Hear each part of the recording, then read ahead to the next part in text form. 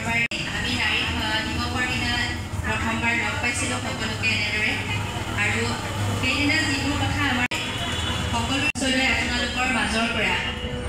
আৰু মই ভাবোঁ মোৰ গোটৰ মহিলাসকলৰ তেনেকুৱা মানসিকতা ন তেতিয়াই না আমি সকলো আগুৱাই যাম মোৰ অকণমান সময়তে ইমোশ্যনেল হৈ গৈছিলোঁ মই যিদিনাখন কাউণ্টিং হৈছে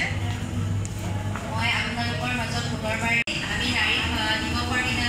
প্ৰথমবাৰ লগ পাইছিলোঁ সকলোকে এনেদৰে আৰু সেইদিনা যিবোৰ কথা আমাৰ সকলো চলে আপোনালোকৰ মাজৰ পৰা